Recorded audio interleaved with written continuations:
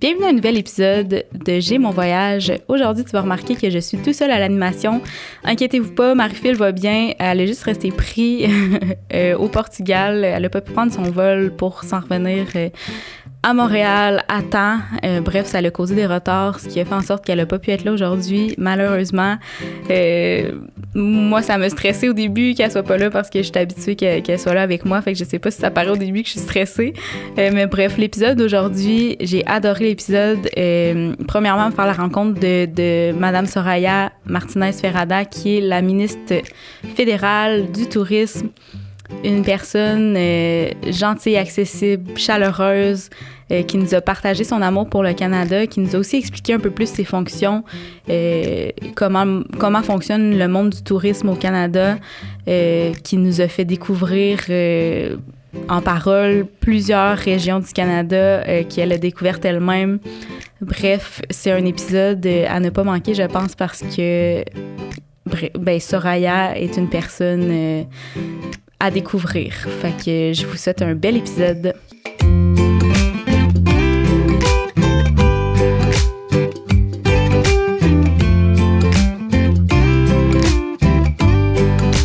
Bonjour Soraya. Bonjour Dominique. Merci d'être venue, d'avoir accepté de venir nous parler, je pense, du sujet principal de notre podcast, le tourisme. Oui.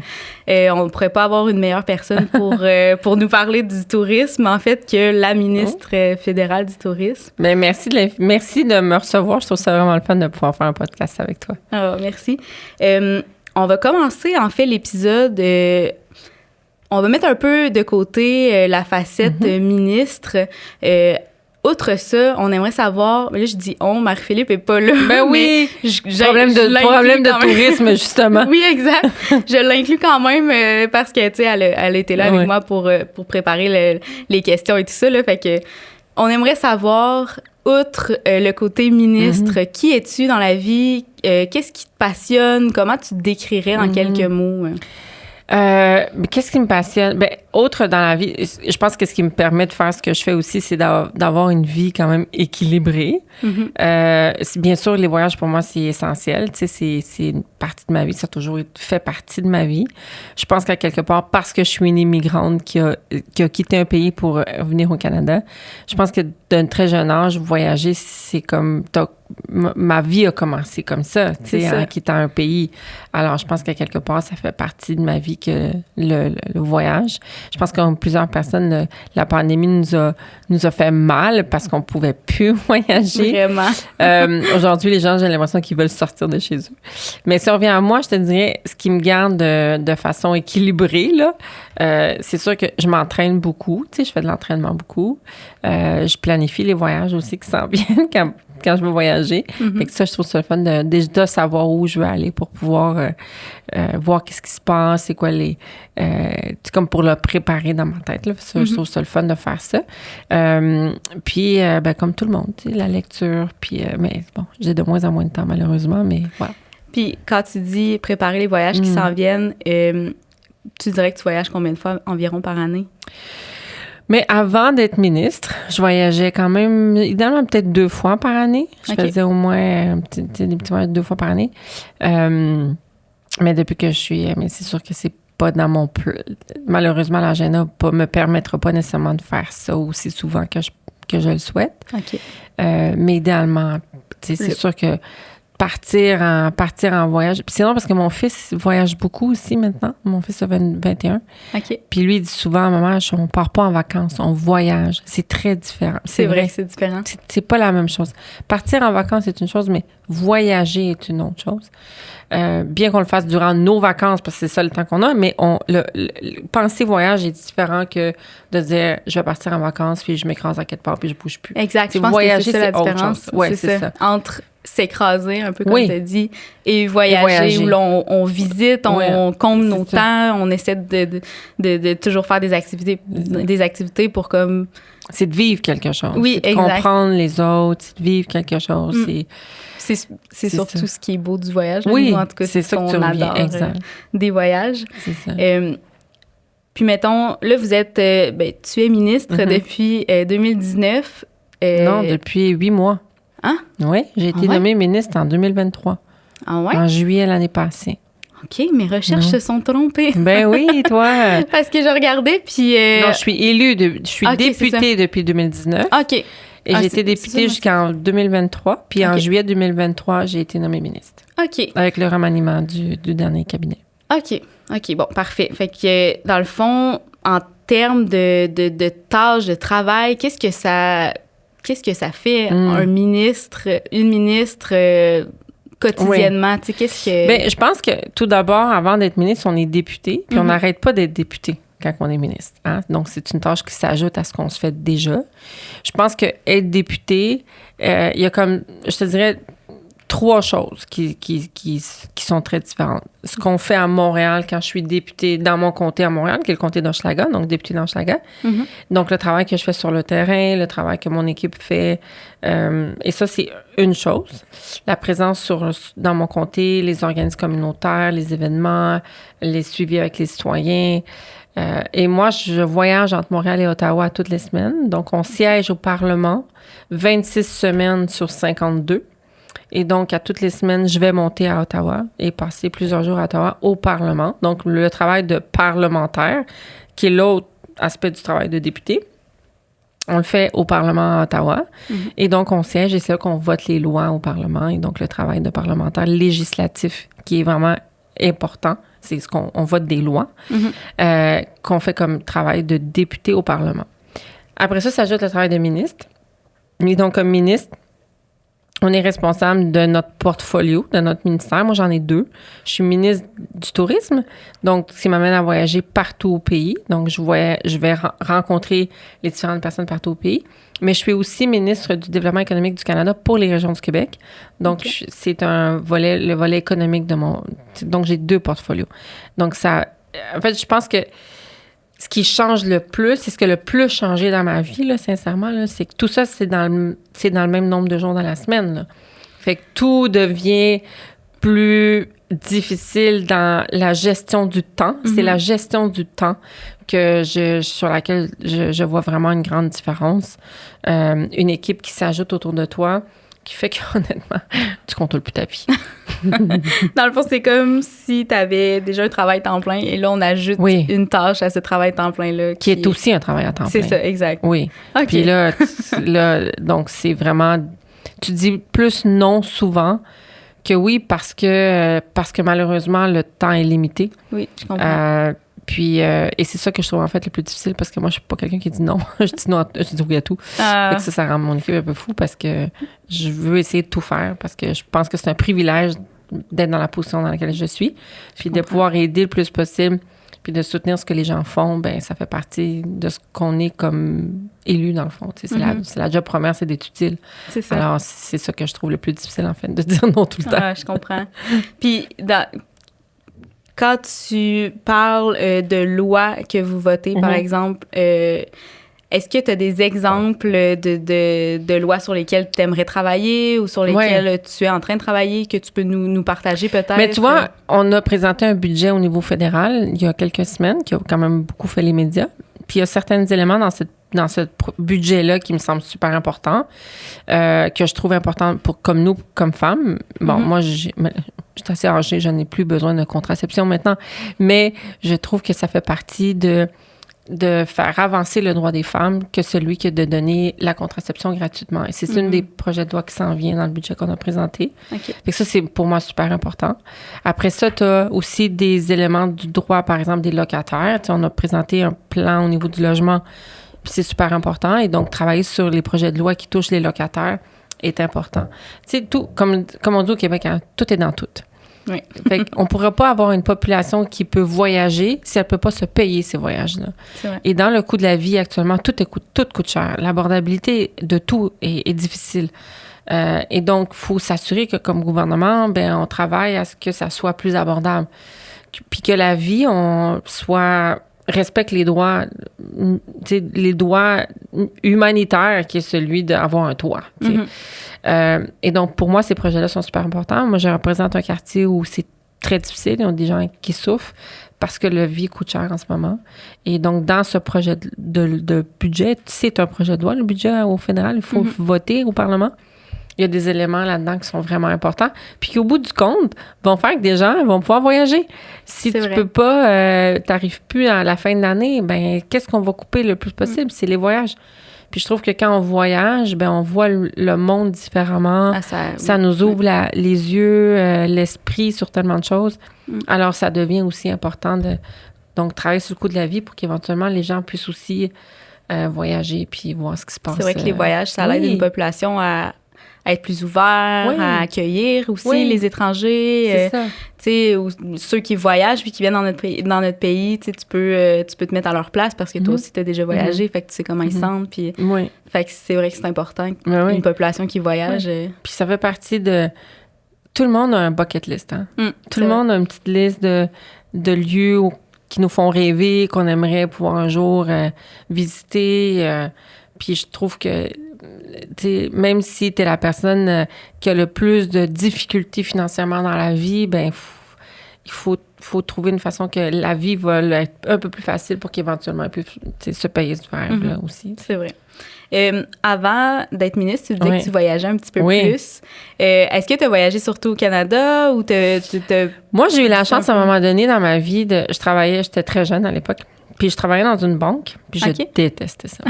Et je suis partie sur un coup de tête, puis j'ai appliqué un petit poste dans un petit groupe de danse qui faisait beaucoup de tournées à l'international.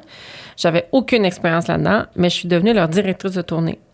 Alors, j'ai voyagé beaucoup pendant presque peut-être 2 ans et demi, 3 ans, dans plusieurs pays dans le monde. En gérant une petite troupe de danse qui faisait des tournées dans plusieurs pays. Alors, j'ai eu la chance très jeune de faire ça comme travail.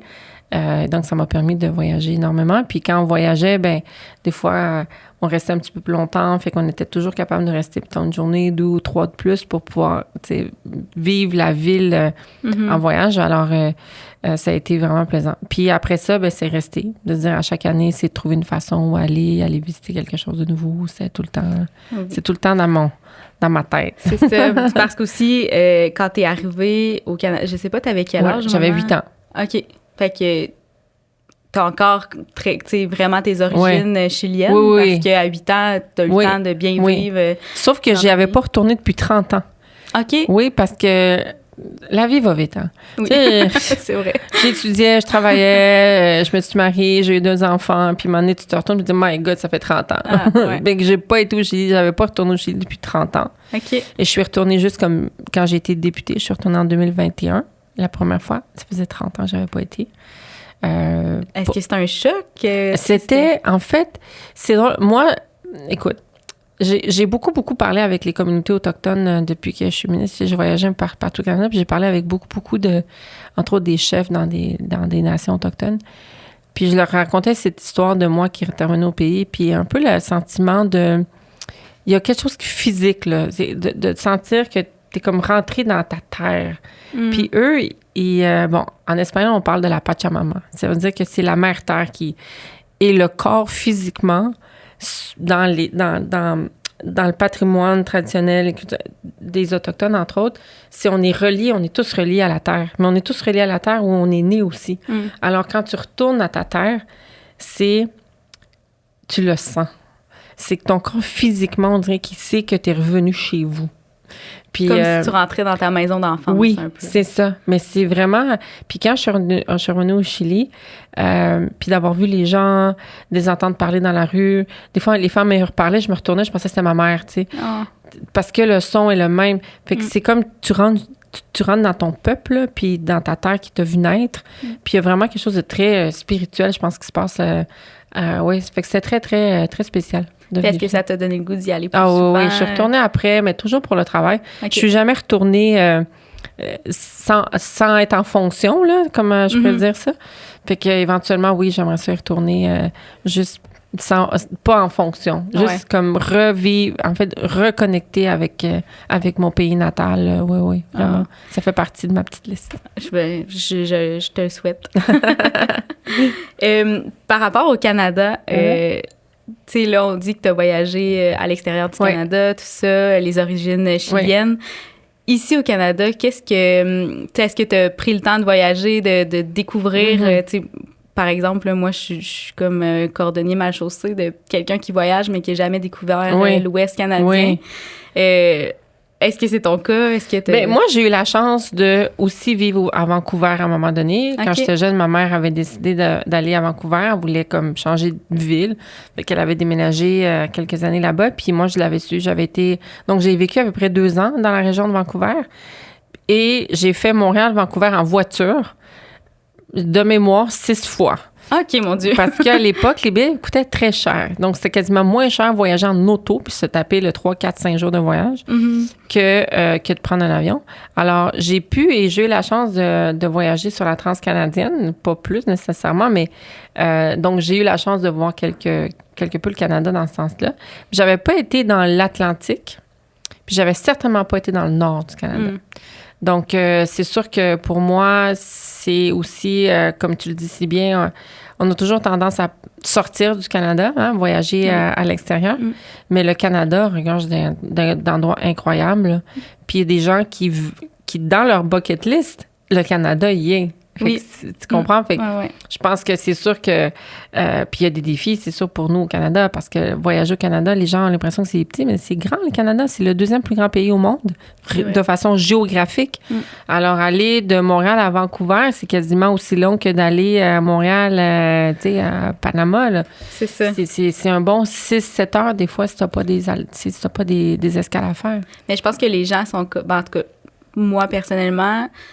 Quand je voyage, je suis à la recherche de culture, de découvrir autre chose, puis tout ça. Fait qu'on dirait que je me dis toujours, ben si je vais, exemple, en Alberta, ben, tu sais, oui, je vais être dépaysée avec les montagnes puis tout ça, mais la culture reste semblable. Fait que j'aurais pas j'assouvrais. J'atteindrai pas mon but qui est d'aller découvrir une nouvelle culture ailleurs dans le monde. Fait que c'est un peu... J'imagine que je suis pas toute seule à avoir cette... Non, t'as raison. Il y a peut-être un peu de ça, mais je pense que d'une province à l'autre, il y a des choses qui sont très différentes aussi. Si tu vas en Acadie, l'accent acadien n'est pas le même. Là. Si tu vas à Vancouver, l'anglais n'est pas nécessairement le même que tu vas trouver en Edmonton, en Calgary. Il y a quand même des différences, même au sein du Canada, qui sont quand même intéressantes. Si tu t'en vas voir des villes comme Iqaluit ou d'autres villes qui sont en grande partie, où tu as la présence autochtone très présente, tu vas vivre des choses très différentes que tu ne vivrais pas ici. Là. C'est vrai. Oui. Puis est-ce que tu remarques que c'est difficile de garder les Canadiens dans leur pays à visiter, tu sais, de les apporter? Ce qu'on a vu après la pandémie, c'est intéressant comme question, parce qu'on a vu qu'après la pandémie, c'est que il y a eu aussi une montée du tourisme domestique. Et donc, en fait, effectivement, le tourisme local qui a fait que les gens, finalement, ont décidé de aussi vivre du tourisme local domestique canadien. Et donc, des endroits comme les îles de la Madeleine, par exemple, ont vu des montées touristiques incroyables. Les villes comme Toronto, Vancouver aussi, ils ont vu vraiment une montée importante du tourisme domestique. Puis ça, c'est un effet aussi de la pandémie. Les gens ont plus le goût de découvrir... notre propre pays, oui. C'est vrai. Oui, tout à fait. Parce que, tu sais, aussi, c'est ça, pendant la pandémie, c'était pas tellement possible de sortir du pays. Fait que sûrement que les gens se sont juste retournés puis se sont dit, bon, ben on va aller où est-ce que c'est accessible, donc justement Gaspésie et tout. Mais est-ce que c'est inquiétant pour des petites régions comme justement les îles de la Madeleine d'accueillir une masse touristique plus élevée? Bien, c'est sûr qu'il y a toujours un défi dans les places qui deviennent des destinations où ils n'ont pas d'autres territoires. Là. Tu sais, une île, la Madeleine, c'est l'île. L'île, elle ne sera pas plus grande s'il y a plus de monde. Là. Fait que c'est sûr que ça a toujours, il y a toujours un défi de ça. Puis on voit certains pays vouloir gérer le tourisme de façon beaucoup plus importante. Regarde ce qu'ils font au Japon actuellement. Le Japon est en train de gérer le trop gros nombre de touristes qui peut mettre beaucoup de pression sur les services, mais je pense qu'il y a un travail qui est en train de se faire. Tu sais, je pense mais je pense pas au Canada nécessairement rendu là partout. On s'entend, là. Oui, parce qu'on est quand même... On a de l'espace quand même. Oui, là, mais les îles de la Madeleine, c'est quand même... Quand tu as une ville qui passe de, mettons, 10-12 000 habitants à 80 000, c'est immense. C'est immense. Vraiment. Alors, c'est sûr que la ville est en train de se poser... sont en train de se poser des questions, savoir, OK, justement, est-ce que je demande aux touristes de donner un montant pour que je puisse assurer les services que la ville a besoin de donner? Ouais. Ça, je peux le comprendre, tu sais. Oui. Puis est-ce que, aussi, exemple, on pense à des régions comme la Gaspésie, qui est super vivante l'été, puis que l'hiver, c'est... Tu décides d'aller visiter la Gaspésie l'hiver, il n'y a pas de resto d'ouvert, c'est comme... Est-ce que tu penses que ces régions-là qui sont plus... qui sont moins ouvertes pendant les saisons plus mortes, est-ce que tu penses que ça va Moi, je pense que oui, peu, parce que je pense qu'il y a une réelle volonté des régions de développer le tourisme hivernal, donc de développer, en fait, l'offre touristique à l'année longue. Parce qu'on voit que actuellement, de plus en plus de gens recherchent aussi des expériences hivernales. Et donc, des choses que tu peux offrir que tu ne vivrais pas nécessairement ailleurs. Puis, on est un pays nordique.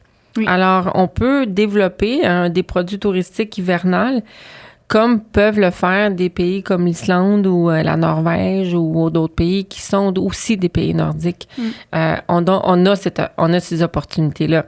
Puis je pense qu'on le voit, nous, dans les programmes fédéraux qu'on a mis en place pour développer justement les produits touristiques, puis soutenir à développer ces produits-là. On voit que la demande est, entre autres, de développer des produits saisonniers parce que ça fait que leur impact économique, il ne va pas juste être dans la période de l'été, mais elle va pouvoir s'étendre plus longtemps et donc avoir des gens qui éventuellement pourraient rester là à l'année longue parce qu'il y a une demande de main-d'œuvre à l'année longue à cause des produits touristiques qu'on développe. Puis il y a beaucoup d'opportunités, tu sais.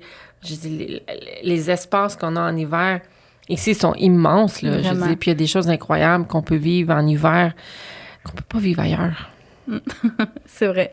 Puis, est-ce que, tu sais, moi, je suis consciente de ces phénomènes-là de tourisme ici au Québec parce que, comme je disais tantôt, j'ai moins découvert le reste du Canada, mais est-ce que c'est une tendance qu'on remarque aussi dans le reste du Canada où il y a des régions qui sont vraiment touristiques l'été, beaucoup moins l'hiver? Oh non, beaucoup. Tu sais, je le regarde, je viens du Yukon, je viens d'arriver de Whitehorse.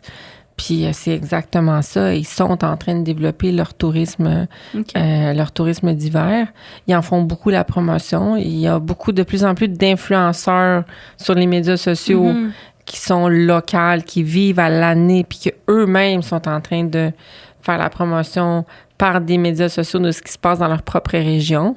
Parce qu'il y a une demande actuellement dans je te dirais, d'autres générations qui cherchent autre chose que, le tout inclus, puis qui cherchent autre chose que les grandes villes très connues ou les attraits touristiques très connus. En fait, ce qu'ils cherchent, ils cherchent finalement des expériences authentiques uniques. Oui, c'est vrai. Tu comprends? Puis, donc, donc, je le vois même dans d'autres villes au Canada que il y a ça, qui sont en train de développer ces offres-là. En fait, la promotion, parce que les gens locaux, ils le vivent depuis des années. Là.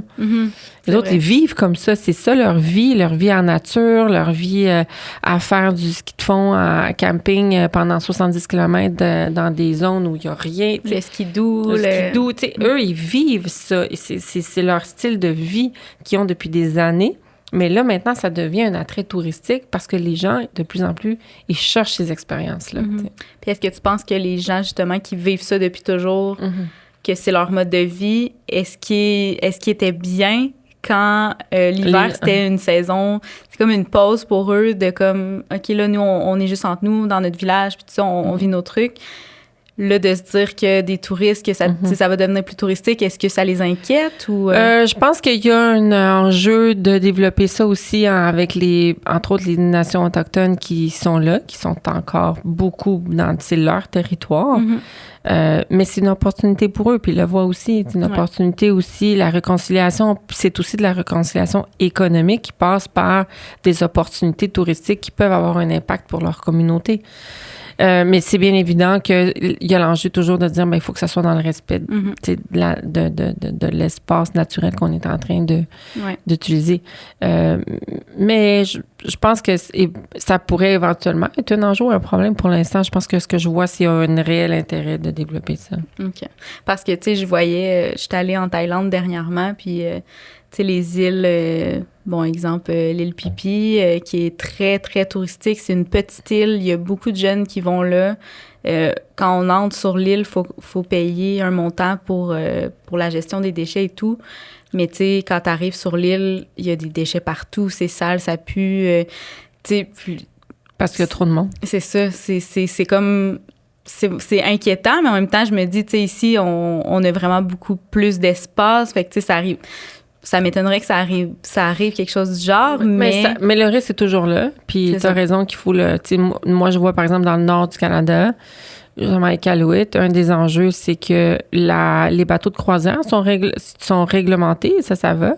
Mais il y a beaucoup, beaucoup de bateaux privés, de plus en plus, qui apparaissent, qui sont pas réglementés, puis qui viennent vraiment créer des problèmes sur, entre autres, les routes dans la mer de pêche.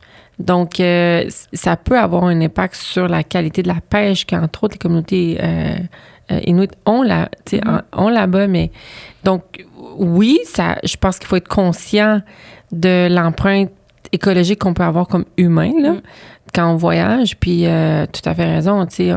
Mais faut être vigilant, là, comme le prévoir. Il faut être vigilant.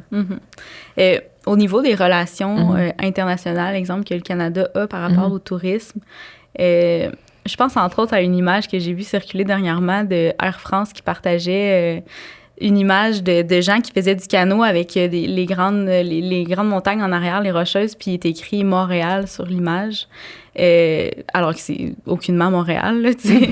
En tout cas, si tu fais du canot à Montréal avec les Rocheuses en arrière, je sais pas où t'es allé, là, mais est-ce que c'est quelque chose que tu remarques, une vision un peu erronée des gens d'ailleurs du Canada, tu sais, de penser que, exemple, si tu viens au Québec, ben c'est les Rocheuses que tu vas voir, ou tu sais. Est-ce qu'on remarque ça? Ou? Oui, puis c'est drôle parce que à chaque fois que je vais dans des villes, tu sais, je remarque s'il y a des touristes à puis je leur pose des questions, juste pour le fun, tu sais, pour voir un peu. Puis je souris tout le temps quand je vois, par exemple, un touriste qui, mettons, arrive à Montréal, qui dit, oui, moi, je vais visiter Montréal, mais je vais aussi faire les chutes de Niagara. Puis je pense aller à la ville de Québec. Puis là, je suis comme, OK, tu comprends que c'est pas la même région, là. Puis t'es ici 4 jours, je suis pas sûre que ça marche, ton affaire. Fait que je pense que la question c'est qu'à l'international, la réputation du Canada est très, très bonne. C'est-à-dire c'est un pays où c'est sécuritaire de voyager.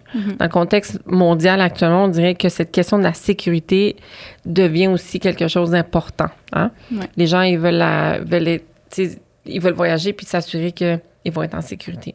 Puis nous, le Canada, on a été quand même coté comme dans les 3 pays les plus sécuritaires au monde pour voyager. Donc, c'est vraiment important. Puis des villes comme Montréal ont été ciblées comme étant la ville la plus sécuritaire pour les femmes qui voyagent seules. Okay. Donc, c'est aussi ça le concept. T'sais. Fait qu'il y a des évaluations qui se font, puis on est bien coté sur le niveau de la sécurité. Mais la perception, des fois, c'est que le pays est petit. Mais le pays est très grand. Alors, il y a vraiment cette idée de qu'on peut venir 3-4 jours puis faire les attractions touristiques un peu iconique du pays. Puis c'est comme non, je veux dire, Toronto et Vancouver sont à 4 heures de vol.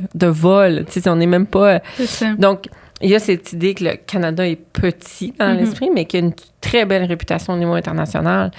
Puis l'autre chose que je dirais, c'est que l'impact aussi des changements climatiques est vraiment important parce que quand il y a eu les feux, par exemple, quand il y a eu les grands feux, puis que tu as de la fumée à New York, ben les gens, ils se disent « OK, le Canada, il brûle, puis c'est tout le Canada au complet. » Mais c'était pas ça du tout. Fait qu'il y a eu un impact sur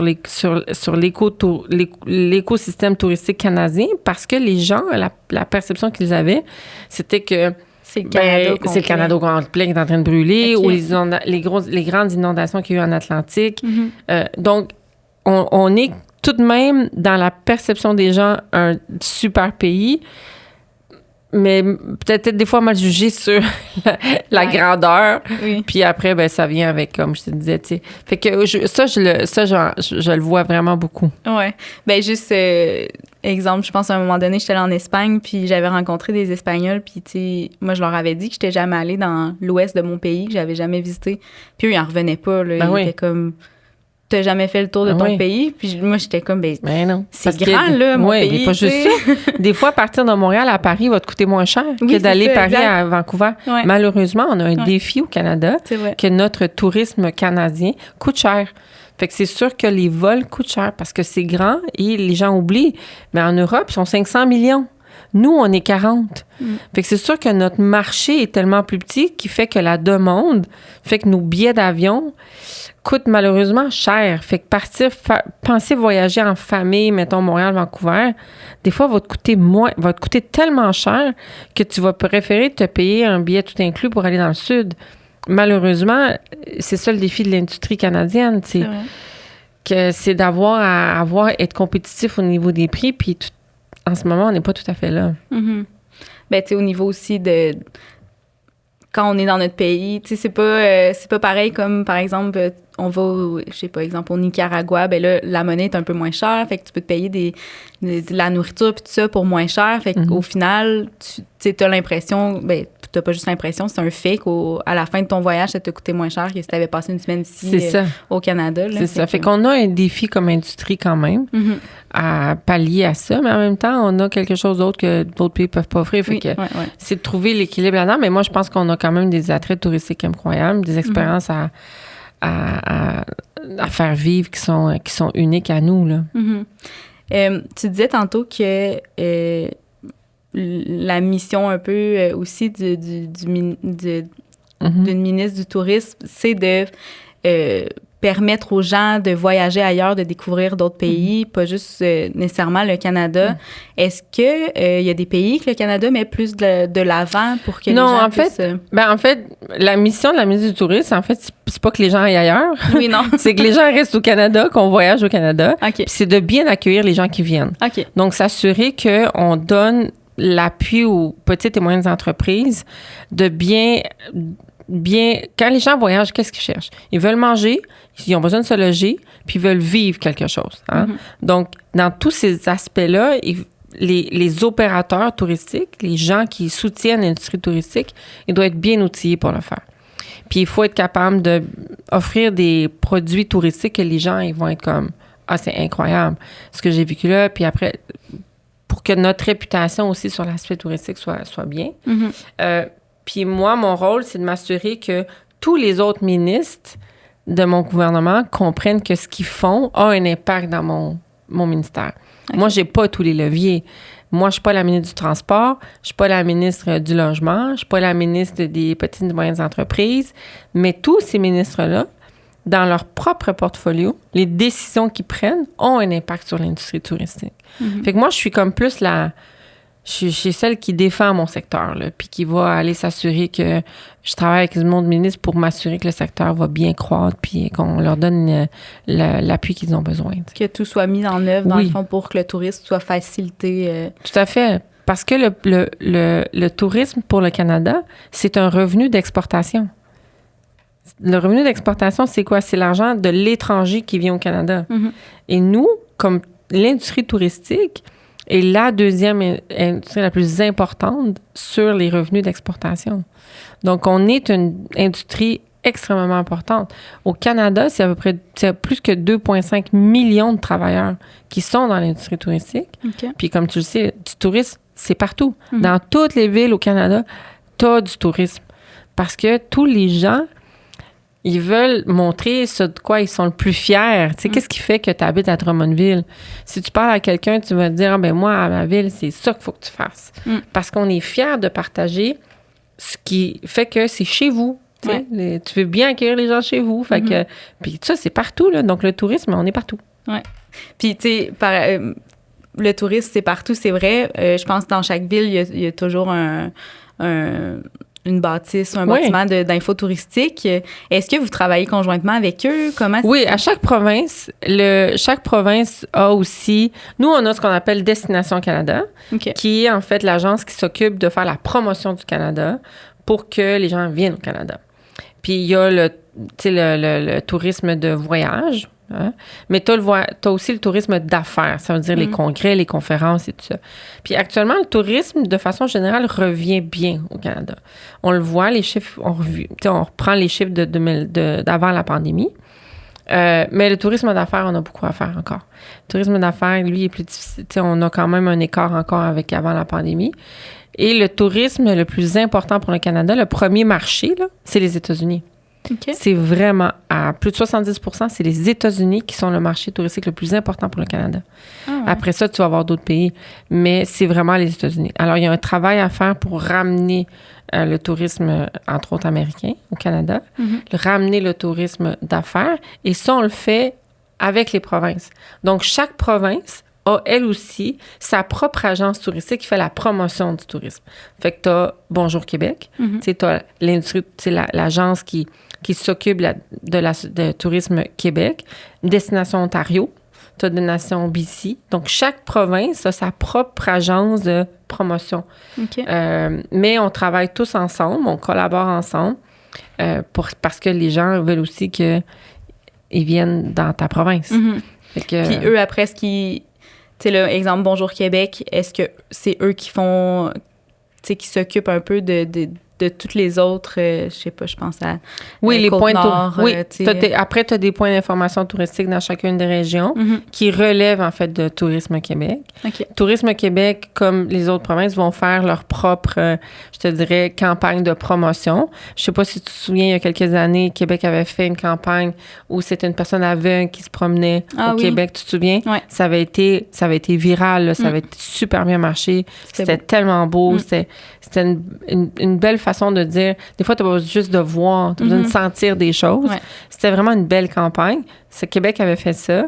Yukon vient d'en faire une maintenant, qui est une vidéo de promotion pour le Yukon. Puis c'est un groupe heavy metal qui commence. C'est vraiment bon. C'est vraiment très, très... Je vais aller voir. Puis, tu sais, leur message, c'est un peu, tout ce que tu penses pas de Yukon, mais nous, on l'a aussi. Quelque chose en tout cas, il y a comme quelque chose de vraiment... Fait que tu vois, chaque province fait aussi sa propre promotion. Et après, tu as les villes. Donc, Montréal, par exemple, tu as Tourisme Montréal, qui, elle aussi, fait de la promotion pour sa ville. Toronto, même chose. Vancouver, même chose. Fait que tu as différents niveaux de gouvernement qui font aussi la promotion du tourisme. OK. C'est vraiment intéressant. Je vais couper le sujet ici pour continuer juste après parce que je pense qu'on serait rendu à notre minute. Plus qu'une minute, là, parce qu'au final, on finit le temps par en parler pendant 5 minutes. Mais la Minute Illustrateur qui a prévu de présenter à nos auditeurs une destination, où est-ce que tu nous amènes? C'est vraiment difficile à choisir. Moi, je vais vous parler du Canada, c'est sûr, parce que... Puis je pense que je vais vous parler de celle que je viens de faire. Parce que moi... Personnellement, c'était sur ma bucket list. C'était sur ma liste de choses à faire. Je suis au Québec depuis que j'ai 8 ans. J'avais jamais voyagé vraiment dans le nord du Canada. Puis une des choses que moi, j'avais dans ma liste de choses que je voulais faire, c'était d'aller voir des aurores boréales. Puis j'en avais jamais vu. Et je m'en allais à une conférence. Je viens d'aller à une conférence sur le tourisme de Yukon, à Whitehorse. J'étais à Whitehorse.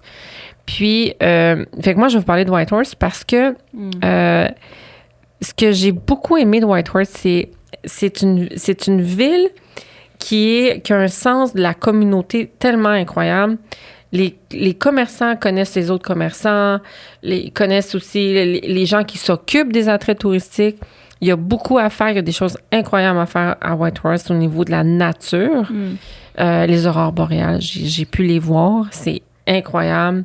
Puis en ce moment, c'est la fin? C'est la fin. Là, je suis arrivée comme... Ça a l'air que j'ai été bien chanceuse. Ah ouais? Parce que on est vraiment comme à la fin, là. Fin. OK. C'est sûr que d'aller voir des aurores boréales, les gens vont te dire, venez plus en février, là. Okay. Entre novembre, décembre, janvier, février, là. Plus dans ces eaux-là. Fait qu'on était vraiment comme... On a pogné comme les dernières aurores boréales, je pense. Mais on m'a dit que c'était des très, très, très belles. Ah, ça va. Et la nature, les montagnes, c'est vraiment incroyable. Puis prenez-vous d'avance parce que là, je regardais ça, là, même l'été, là, Whitehorse, là, hôtels sont complets jusqu'en mars 2025. C'est incroyable, Dieu, vraiment. Mais je te dirais que sortir de Whitehorse, c'est facile. Tu sais, les routes, c'est facile. Tu es dans des parcs nationaux incroyables. Il y a des réserves de nature incroyables. J'ai même vu des eaux thermales. OK. Oui, on a des eaux thermales à Whitehorse. Ah, je savais pas. Non, moi non plus. Alors, je pense que c'est vraiment une destination à Combien de temps voir. tu conseillerais de passer pour... Moi, je pense que Whitehorse, c'est un bon 5 jours, là, tu sais, facilement, là, parce que tu peux... Mais il faut que tu aimes la nature. Mm-hmm. Il faut vraiment que tu veuilles y aller pour... Randonnée, excursion. Je te dirais, un voyage hiver est différent qu'un voyage été. Les deux sont fonds. L'été, tu as vraiment des choses incroyables à faire, que tu peux aller encore faire, mettons, du canot puis de voir un glacier, là. Tu sais, je veux dire, t'as encore même s'il fait genre 24 dehors, là. Ah ouais. Fait que c'est quand même assez particulier. Ah ouais.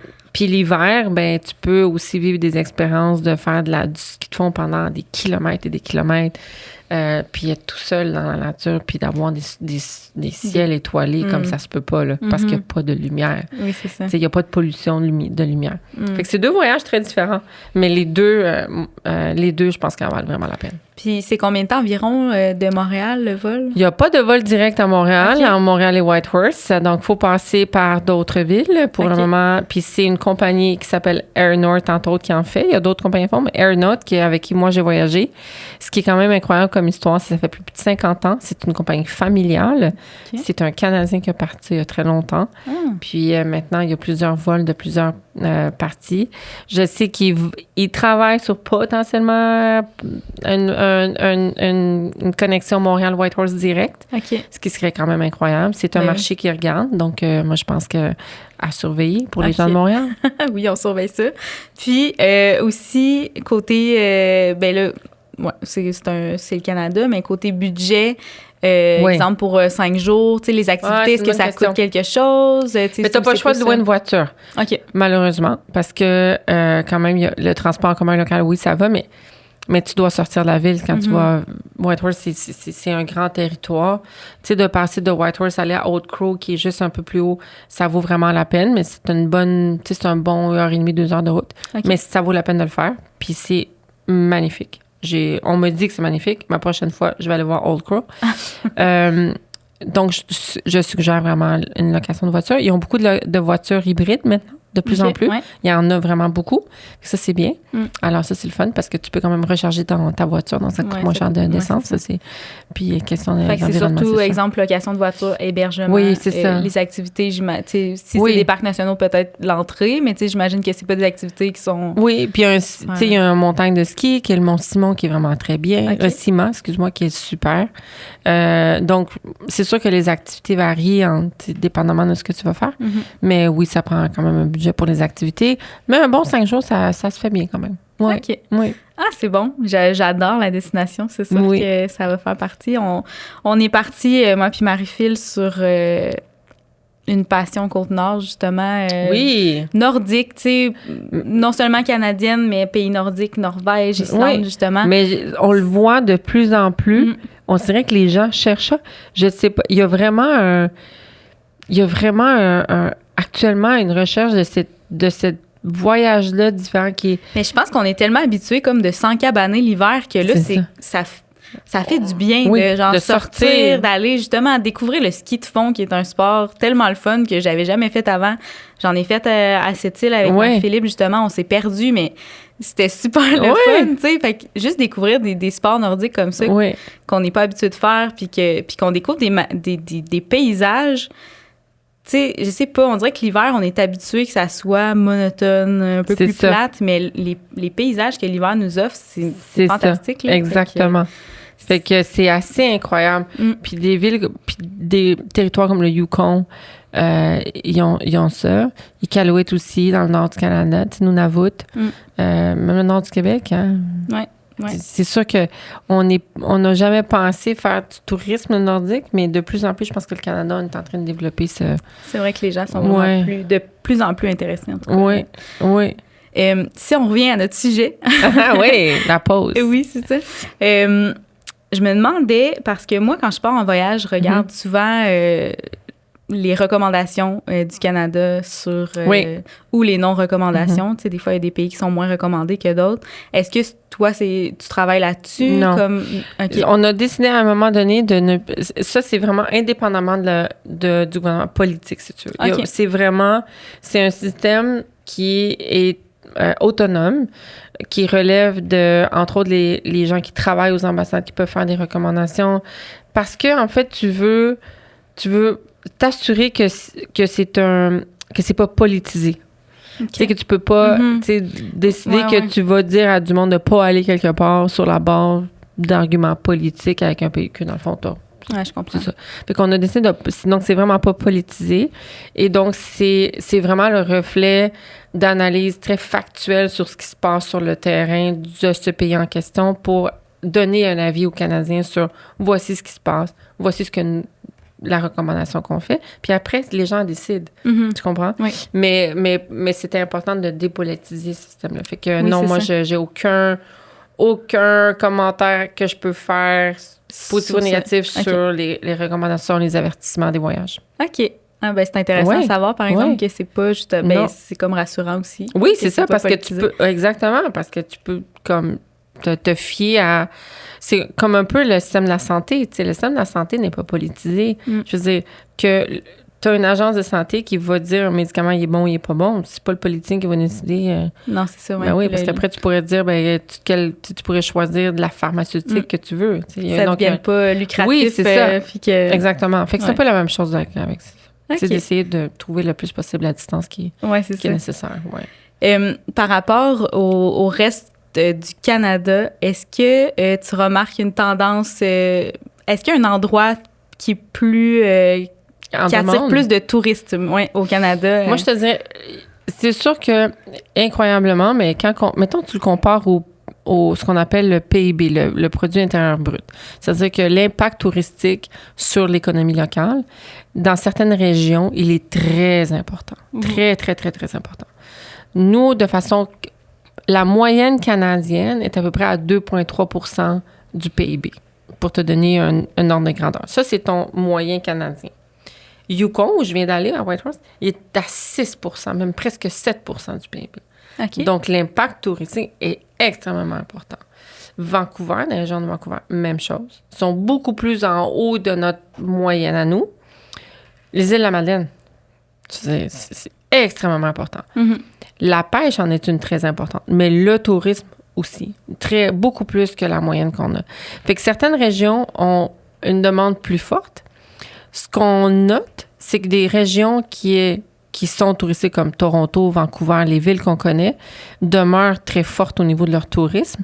Mais ce qu'on remarque, c'est les villes plus petites, ce qui est comme plus en région, commencent à se développer de façon plus importante parce que les gens, maintenant, recherchent ce qu'on disait tantôt, des choses qu'on n'a pas vécues. Ouais. Tu sais, le genre de... Je peux-tu aller quelque part où personne n'a jamais marché? Tu sais, un peu... Je veux être... Tu sais, je veux me prendre une photo là, pour Instagram puis qu'il n'y ait personne dans ma photo. Ouais. Tu comprends? Je veux vivre cette espèce d'expérience unique que je ne retrouverai pas. Et donc, je veux sortir du sentier très touristique. On voit ça. Et donc, ça crée d'autres sentiers touristiques ailleurs. Mais on voit ce phénomène-là dans certaines régions, dans certaines villes. Là. OK. Puis, tu sais, mettons les régions, justement, où les gens mettent moins les pieds, que sont moins connus. Est-ce que tu aurais des exemples en tête d'endroits? Ben oui, tu sais, comme Iqaluit, ça en est une. Okay. Juste en dehors d'Iqaluit, c'est la même chose. Si tu vois, par exemple, entre Vancouver et le nord de Vancouver, des villes comme Tofino, ou tu sais, qui sont des villes qui étaient connues, vraiment, mais moins. Mais là, par justement l'impact, entre autres, d'influenceurs, médias sociaux, il y a des villes qui sont ressorties parce que il y a un influenceur qui a passé là, puis il a fait une story, puis là, les gens font comme « Oh, bucket list, on va y aller, je veux ça. » OK.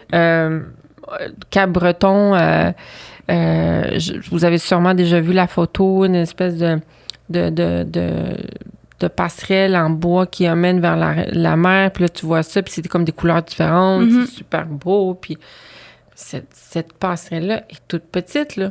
Elle est toute petite. Mais là, elle a eu un pic de tourisme incroyable parce que les gens, maintenant, ils veulent aller voir ça. Puis c'est en dehors des zones touristiques. Il faut vraiment faut faire un bon 20 km pour y arriver. Là. OK. Mais ça, on le voit de plus en plus. Puis je pense que ça, les réseaux sociaux sont en train de créer ça. Qui dépasse finalement un peu je te dirais la volonté même des provinces des fois de faire de la promotion de quelque chose qui finalement a été promu par un influenceur que tu n'as même pas vu venir. Ça, mais ça, on voit souvent ça aussi, là, les influenceurs qui se font inviter dans des régions, dans d'autres pays pour justement promouvoir l'endroit. Tu vois, la Norvège, puis la Finlande, puis je pense que c'est la Norvège. Oui, Islande, excuse-moi. La Norvège vient d'embaucher une influenceuse du Yukon. Pour aller faire la promotion de la Norvège. Fait que ça, tu as raison, on le voit beaucoup, ça. De plus en plus, certaines destinations touristiques sont en train d'utiliser beaucoup les influenceurs. Puis est-ce que toi, c'est quelque chose que tu es en relation avec? Est-ce que nous, ce qu'on fait quand je me promène beaucoup, c'est qu'on voit qui sont les influenceurs. On va les voir, notamment sur la question de la restauration, par exemple. Tu sais, j'ai vu une influenceuse à Vancouver qui, elle, son trend, c'est de faire découvrir des restaurants de Vancouver. Fait qu'on s'est comme associé à elle. Donc, oui, on voit ça. C'est sûr qu'il y a, tu sais, il y a quand même un questionnement sur la question des influenceurs, puis c'est pas réglementé, hein, donc les gens, fait que... Mais c'est l'Internet, tu sais, c'est les médias sociaux, donc... mais je trouve ça intéressant quand même, parce que c'est beaucoup de gens, des fois, qui sont là. On s'est associé à quelques influenceurs, notamment parce que c'est aussi la promotion touristique qu'on fait là-dessus. Fait que j'en ai vu quelques-uns dans mes voyages. OK. Puis à l'extérieur du Canada, est-ce que vous avez comme mission de faire rayonner le Canada pour justement attirer Destination Canada, ça, oui. De quelle façon vous Comme je te disais, nous, le marché principal, c'est les États-Unis. Puis actuellement, Destination Canada, son mandat, c'est aller aux États-Unis ramener le tourisme. C'est s'assurer qu'on ramène le tourisme au Canada. Fait qu'eux, ils ont ciblé certaines villes, entre autres, où il y a un travail aussi de terrain qui était déjà fait, comme la Californie, New York, Texas. Tu sais, il y a des villes qui sont ciblées par Destination Canada. Okay. Mais c'est vraiment... mais il y a d'autres marchés comme l'Allemagne, la France, l'Espagne. Tu sais, il y a d'autres marchés qui sont aussi travaillés par Destination Canada. Donc, les Destinations Canada se rendent sur place pour parler, on va aller voir les tours opérateurs. Tu vas voir l'été, tu vas dans des marchés, ce qu'on appelle des trade shows. Tu vas voir les gens qui sont les tours opérateurs qui vont vendre finalement aux touristes des activités. Parce que nous on parle pas à la... Tu sais, monsieur, madame, tout le monde qui est venu au Canada. Tu sais, nous, on passe par des tours opérateurs. Mais non, c'est ça. Tu sais, nous, on passe par des tours opérateurs. On peut, oui, faire des campagnes de marketing puis tout ça. Oui, ça se fait aussi. Mais c'est vraiment aussi parler directement aux gens qui vendent des voyages ou aux gens qui font les congrès ou les conférences, tu sais. OK. Puis est-ce qu'il y a des endroits, tu sais, là, tu parles des États-Unis, là, où qu'on essaie de les ramener, de ramener beaucoup de tourisme d'affaires. Oui, par rapport aux États-Unis. Les autres pays, comme l'Allemagne. Mais comme je t'ai dit, on a l'Allemagne, la France, l'Espagne aussi, Japon. Ça, c'est pour l'affaire ou le tourisme d'affaires. On est vraiment aussi dans le tourisme de voyage, là, qu'on appelle. Le Japon, quand même. Fait que, tu sais, on a, je te dirais, une dizaine de pays qui sont les pays les prioritaires, là, parce que c'est sûr qu'on peut pas être partout non plus. Non, c'est ça. Puis, tu sais, tantôt, tu disais qu'on a vraiment une bonne réputation au Canada, pays sécuritaire. Puis, on le remarque aussi quand on visite, quand on voyage, on est dans d'autres pays. Aussitôt que les gens nous demandent on vient d'où, si on dit qu'on vient du Canada...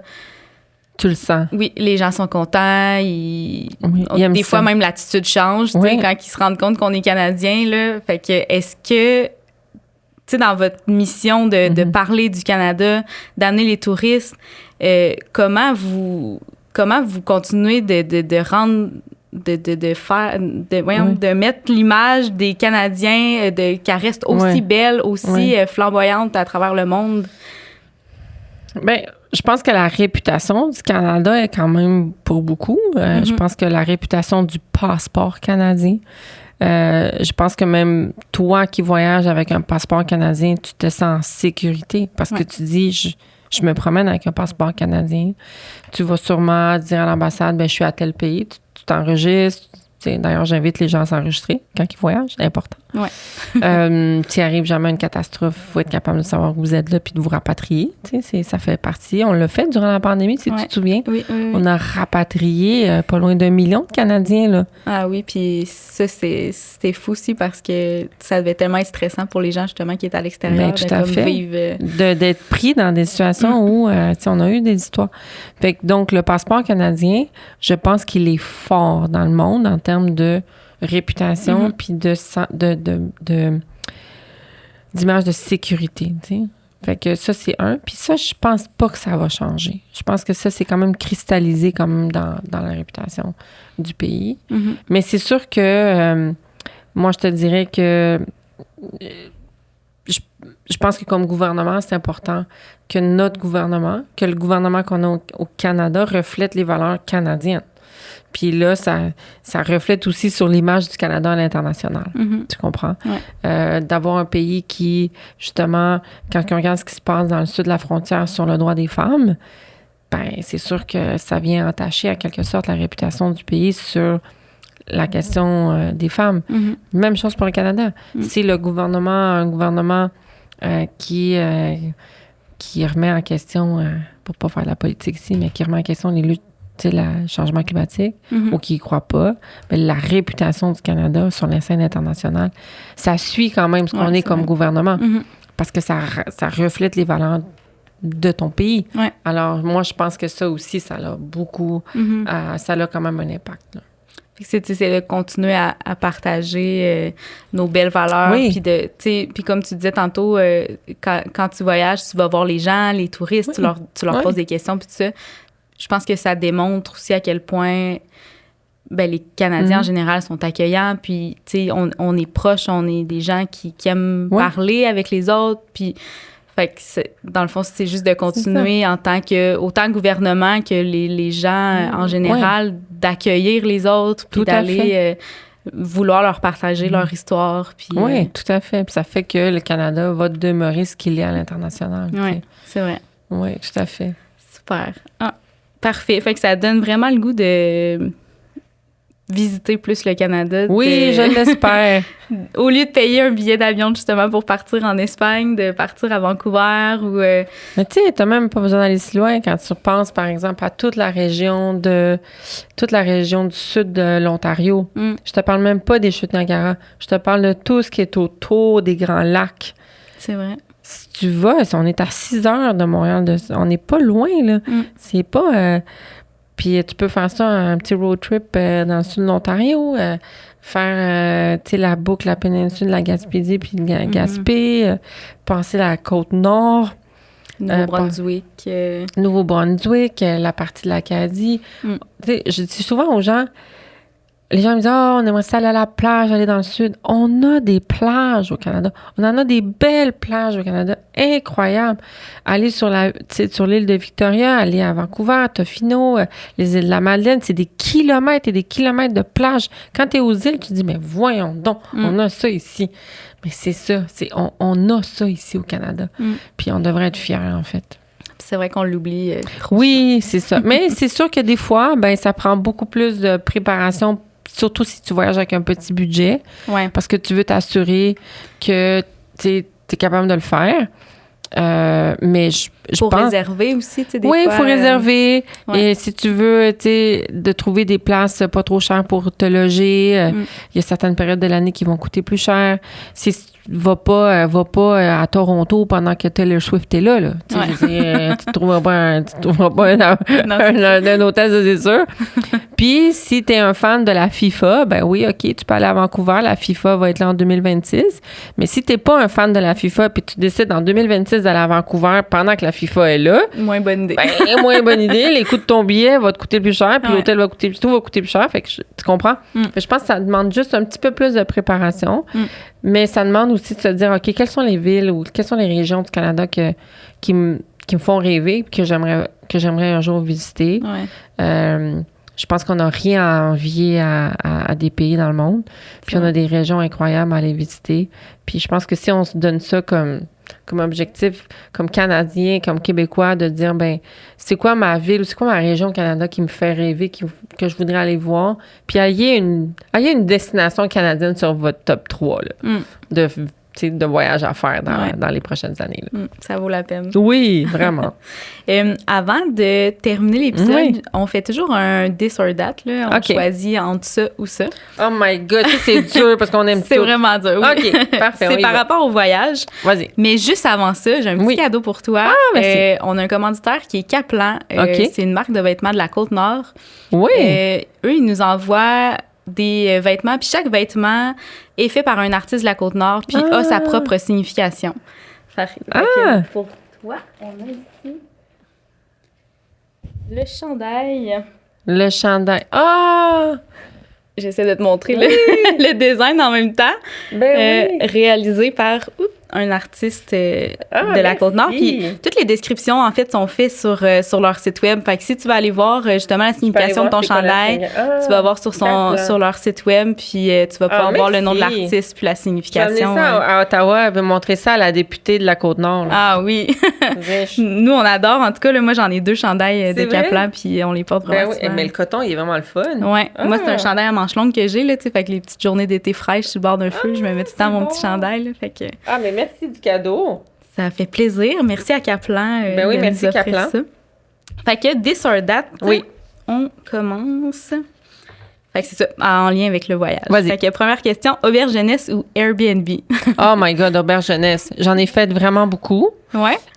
J'en ai fait même comme adulte, vraiment. La dernière que j'ai faite, c'était à Santorini, en Grèce. OK. Oui, j'ai dormi dans une même chambre avec 6 autres femmes. C'était vraiment super le fun. Ah, c'est ça, l'esprit de communauté. Ah, vraiment, vraiment. Fait qu'auberge jeunesse. Oui. Bord de l'eau ou montagne?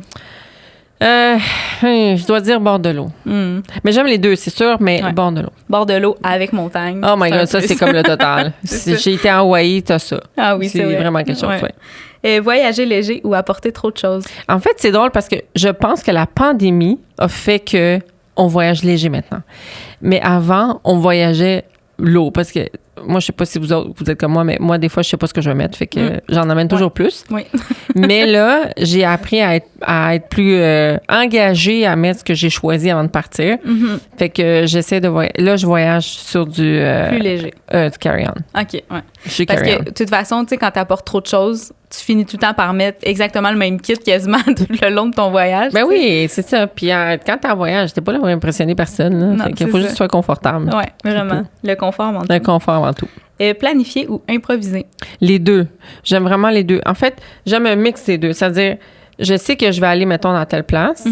Puis j'adore le fait qu'une fois sur place, j'ai comme une vague idée. OK. Mais j'y vais vraiment ça. C'est parce que on vit des vies tellement planifiées que d'être en voyage puis d'être plus dans la spontanéité, c'est tellement plus... bien. Ah oui, vraiment. Fait que j'ai beaucoup voyagé en me disant, OK, je suis allée en Grèce, je savais à peu près ce que je voulais faire. Puis après, tu sais, j'ai passé presque 3 semaines, mais j'ai fait des choses que j'avais même pas pensé que j'allais faire. Puis vu des villes que je pensais pas que j'allais voir. Je trouve que c'est plus... Mais ça permet de justement, ça c'est beau, on oui, peut c'est aller ça. là, Puis finalement, je vais rester 2 jours de plus, oui, tu sais, parce que j'aime vraiment ça. Fait que oui, je trouve que ça fait que plus improvisé. Oui. Parfait. Oui, beaucoup plus. Vélo ou surf? Surf, écoute, je suis pas capable de me lever. J'ai tout essayé. Je sais pas si c'est une question de jambes, l'équilibre. De hanches. Non, c'est vraiment... Parce qu'il faut que tu sois capable de te lever rapidement. Ouais. Le fait que tes hanches, en tout cas, bref. Mais j'ai vraiment tout essayé. Puis le vélo, c'est parce qu'il y a une légèreté dans le vélo. Mais en fait, si tu m'avais mis dans ta demande, est-ce que tu sais, genre, je sais pas moi, voiture ou moto, je t'aurais dit moto, tu vois. OK. Fait que j'aime l'esprit d'être libre, de tout seul dans ta bulle. Ouais, c'est ça. Fait que je dirais vélo. Vélo, mais avec moteur, idéalement. Oui, après 50 ans, on va prendre un moteur. Safari ou croisière? My God. Je vais te dire, croisière, j'en ai jamais fait. Ça m'a jamais comme... L'idée d'être sur un bateau, puis comme peu poignée là-dedans. Je sais pas. J'arrive pas à... On m'essaie de me vendre d'aller faire une croisière, mais ouais, j'en ai jamais fait. Moi non plus. Je n'ai jamais fait de safari non plus, mais c'est un peu dans mon bucket list d'aller voir les animaux vraiment dans leur état naturel. Mais les gens ont toujours l'idée du safari puis de la chasse, tu sais. Puis moi, c'est pas ça. C'est pas ça. Mais l'idée d'aller dans la toundra ou, tu sais, dans... Pour vraiment observer. Pour observer, ça m'interpelle vraiment beaucoup, là, oui. Parfait. Dans l'avion, tu dors ou tu écoutes un film? Ça dépend le nombre d'heures de vol. OK. Parce que je trouve que moins de 4 heures, dormir, si tu dors... J'ai l'impression que t'arrives comme plus fatigué. C'est vrai. Fait que je trouve ça difficile. Fait que en haut de 4 heures, 4 à 6, là, mettons, là, facilement, là, faut que si tu peux dormir un 4 heures, là, ça t'arrive, surtout le décalage horaire, là, ça fait du bien de dormir. Mais j'aime aussi l'idée de regarder des films parce que t'es comme dans ta bulle. J'ai jamais le temps de faire ça. Fait que c'est comme, c'est fantastique. Fait que un peu des deux. Ouais. Amérique du Sud ou Europe? J'ai fait les deux beaucoup, puis comme, tu sais, je suis latino-américaine, fait que je dois dire l'Amérique du Sud. Je trouve que l'Amérique du Sud, tu vas retrouver dans certaines villes l'Europe, parce qu'oublie pas, l'Amérique du Sud, c'est des pays colonisés, hein, beaucoup, entre autres, par l'Espagne. Donc, il y a la vibe espagnole, on la retrouve dans plusieurs pays latino-américains. Fait que quand tu vas dans le Sud, dans les pays latino-américains, tu vas aussi retrouver beaucoup de l'européen. Ouais. Fait que, mais avec la petite côté latino plus le fun. Puis les paysages, puis le... Oui, c'est ça. Voir plus de choses possibles ou prendre ça relax? Moi, je te dirais que, ça, comme je te disais tantôt, maintenant, je travaille beaucoup. Fait que de pas, tu sais, d'être en mode relax, ça me fait du bien parce que t'as besoin de... Ta tête a besoin de demander d'être en mode pause, là. Mais je préfère voir des choses, tu sais, surtout rencontrer des gens, vivre des expériences. Fait que je suis plus dans... Visiter. Puis ouais, vraiment. Est-ce que tu es plus transport en commun ou location de voiture? Des fois, tu n'as pas le choix de location de voiture. Ça dépend où tu vas. Mais moi, je trouve que le transport en commun, surtout dans les pays, quand tu voyages à l'étranger, c'est tellement le fun parce que c'est là que tu vois, comment les gens vivent, hein? Surtout le matin, comment ils se déplacent, hein, à l'école, à travail. C'est très culturel. C'est très culturel. Tu sais, quand tu t'en vas dans le sud, beaucoup, tu vas voir toutes sortes de choses dans un autobus de transport populaire. Fait que ça, j'aime ça. Tu sais, ça passe des familles entières avec plein de bébés, avec des gens qui rentrent avec un cochon, tu sais, puis une chèvre, puis des poules, puis tu sais. Se promener dans un... Toutes sortes d'affaires. Dans une boîte de pick-up, là, avec... Oui, vraiment. En Afrique, moi, j'avais vu ça, puis quelqu'un qui embarque avec toutes ses poules, justement, ça m'a fait penser à ça. Puis le transport en commun n'est pas nécessairement notre transport en commun à nous. Ouais. Fait que le transport en commun, c'est vraiment, dans des pays, c'est vraiment une expérience. Puis c'est aussi une façon de vivre des choses que tu le verrais pas dans ta voiture quand tu es tout seul. Puis des fois, il y a des pays, une voiture, c'est complètement inutile. C'est complètement inutile. C'est impossible. Ou dangereux. Ou dangereux, effectivement.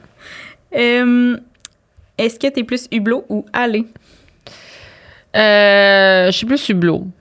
Ben, ça dépend. Moins de 4 heures, ça me dérange pas. Si on dort ou pas. Si on dort ou pas. Ça dépend si tu dors ou pas. Est-ce qu'en voyage, tu es plus du type se lever plus tôt ou faire la grasse matinée? Ah, je me lève tôt. Ah ouais, c'est comme si il faut que tu profites de toutes les heures possibles. Oui, pour partir, pour partir, puis ouais, c'est ça. Là, j'ai une question facile. Explorer ton propre pays ou en découvrir un nouveau? Mais je pense que c'est les deux. Il faut faire les deux. Puis un pays comme le Canada est tellement grand que sortir de Montréal ou de Drummondville ou de la Côte-Nord, tu vas vivre des expériences incroyables. Ouais. Puis aussi, aller voir le monde, ben ça nous ouvre les yeux sur le monde. Puis moi, je pense que ça nous fait des meilleurs humains. Oui, c'est vrai. Dernier, resto ou street food? Ah, street food. Ah oui, vraiment. Je trouve que le street food, c'est les gens, c'est la cuisine locale, c'est la recette de ta grand-mère qu'ils font depuis je sais pas quand. Puis je trouve qu'il y a quelque chose dans le street food qui est très, très culturel dans chacun des pays, qui te fait vivre beaucoup plus la culture locale, mais en même temps, il y a un tourisme gastronomique super important, puis il y a des restaurants aussi à aller voir qui sont vraiment incroyables. Mais le street food, c'est sûr, quand tu voyages dans un budget, c'est toujours plus économique, c'est sûr. Puis la personne qui est derrière le kiosque, c'est toujours une personne qui est là, qui a fait la nourriture, qui te parle, que, tu sais, dans un resto, des fois, t'as pas accès. Tu vois pas le chef. Exact. Des fois, c'est pas tout le monde qui a accès au chef. T'as raison. Puis c'est vrai que la cuisine de la rue, c'est celle que les gens ont fait le matin très tôt, puis ils viennent te la servir, puis c'est comme manger chez eux, mais dans la rue. Oui, exact. Et là, en me disant dernière, j'ai vu j'ai vu la dernière qui restait, que finalement, je veux te poser parce que elle est drôle, cette question-là. Est-ce que, si tu avais le choix, là, vraiment, tu sais, c'est un ou l'autre, t'apportes ton déo ou du savon? Moi, j'apporte du savon. OK. Ouais. Fait que tu te laves plus souvent, dans le fond, puis le déo de côté, ou... Ben, c'est parce que, écoute, en voyage, là, t'es mieux d'avoir un savon, puis d'aller dans... Le nombre de fois que je me suis juste lavé le dessus de bras, là, parce que c'était juste ça que... Parce que t'as chaud, puis là... T'as chaud, tu te laves le dessus de bras, puis tout va bien, là. OK. Oui, moi, c'est drôle, parce qu'on a toutes sortes de réponses. Des fois, les gens, c'est comme, du déo, puis je m'en mets à toutes les 5 minutes, ou... non, pas pantoute. Non, moi, je suis pas... non, moi, je préfère... tu sais, le nombre de fois que j'arrête... Tu t'arrêtes à quelque part dans un restaurant ou n'importe où, puis tu vas à la toilette, tu te laves avec ton petit savon. Moi, en voyage, honnêtement, là, se doucher à tous les jours, tu sais, quand tu voyages, surtout quand tu voyages en pack-sac, là, tu vas passer des fois 2-3 jours sans prendre une douche, là. Fait que moi, avec ton linge qui sent déjà l'humidité parce qu'il est tout... rendu là, ton déo, il prend le bord, là. Je veux dire, il est tout fondu dans le fond, tu sais. T'as pas besoin de ça, un petit savon, là, puis t'es capable de survivre, là. C'est bon, je suis d'accord. Fait que, ben merci. Merci à toi. C'était vraiment le fun. Oui, vraiment. On finirait peut-être juste par un petit 5 minutes dans le Patreon pour comme faire le tour des destinations. Vas-y. Que tu... que je suggère au Canada. Oui, au Canada, là, tes must, là, je dirais. Mes must. Je vais juste... Ben, merci à tout le monde de nous avoir écoutés. On vous invite à nous suivre sur le Patreon par la suite. Puis, on vous invite aussi à suivre Soraya ou sur les réseaux sociaux tout ça, pour voir là, vraiment... Excuse-moi, sans tourisme. Toutes les belles choses que tu fais parce que je suis allée regarder un peu les réseaux. Puis, j'ai vu que justement, tu es allée visiter plusieurs endroits. Tu visites les communautés. Tu es vraiment proche des gens. Fait que c'est beau à voir sur les réseaux. Puis tout ça. Fait que, ça donne des idées. Oui, vraiment. Le Yukon à visiter. Le Yukon à visiter. On l'a pas posté encore, ça là, mais on va le poster bientôt. Okay. On a fait un petit peu, je pense, mais on va le poster. Donc, merci on continue, à toi. Oui, on continue sur le Patreon. Donc, pour parler des destinations que tu conseilles, que tu trouves qui rayonnent le plus au Canada. Je pense que la région de la Colombie-Britannique, c'est sûr. T'sais, quand tu parles de... Moi, j'ai habité à Vancouver. Fait quand on parle de Vancouver, la région... Mais si on sort de Vancouver, où je viens d'y aller d'ailleurs, une petite place qui s'appelle Sunshine Coast. À Vancouver, il y a beaucoup de ferries. Il y a beaucoup d'îles. OK. Puis il y a des ferries qui vont dans les îles. Moi, ce que je vous dis, quand vous allez à Vancouver, là, prenez la carte des ferries. Parce que c'est comme un transport. C'est leur transport en commun, si tu veux, d'une île à l'autre des fois. Okay. Puis aller visiter les îles. Il y a plein de petites îles dans la région de Vancouver que vous pouvez voir avec des ferries qui s'appellent BC Ferries. Puis tu peux, des fois, tu peux y aller en voiture ou pas. Donc, tu peux carrément monter avec ton vélo, tu peux monter avec ta voiture, tu peux juste y aller comme à pied. OK. Mais ça, c'est vraiment le fun parce qu'il y en a vraiment, vraiment beaucoup. Puis sortir de la ville. Il y a des petites villes comme où moi j'ai habité White Rock, qui est une ville côtière. Il y a une plage immense, magnifique, plein de petits cafés. C'est vraiment le fun. Mais c'est pas dans ta brochure quand tu arrives à Vancouver. Là. Ça, c'est le fun. Cap-Breton, l'Atlantique. toute la région de l'Atlantique. Quand on parle d'allant de Newfoundland, de Terre-Neuve, Nouvelle-Écosse, Nouveau-Brunswick, l'île du Prince-Édouard, toute la région de l'Atlantique, ils ont des bijoux incroyables à aller visiter. T'as autant la mer, la montagne, les gens chaleureux, l'accent, des villes colorées, manger du poisson incroyable, des fruits de mer incroyables. L'Atlantique, c'est vraiment une région à découvrir. C'est ça. Fait que, allez voir tout ce qui se passe dans l'Atlantique. Là. On parle de la région de l'Atlantique parce que chacune d'elles, c'est une province en elle-même. Après ça, ben, si vous êtes au Québec, là, moi, je trouve qu'il y a des régions... Charlevoix est incroyable. Toute la région de la Petite-Rivière.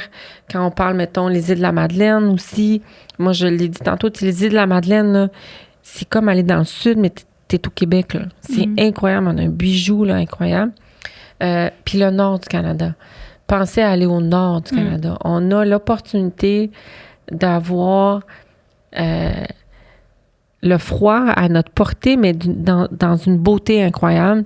Puis il y a des villes comme Iqaluit, puis à l'extérieur d'Iqaluit, là, des villes comme Whitehorse où j'étais, Old Crow, qui est on me dit une ville que j'aimerais éventuellement retourner puis visiter. Puis après ça, tu sais, les prairies du Canada sont incroyables. Hein. C'est des déserts de céréales. C'est vraiment beau. Ouais.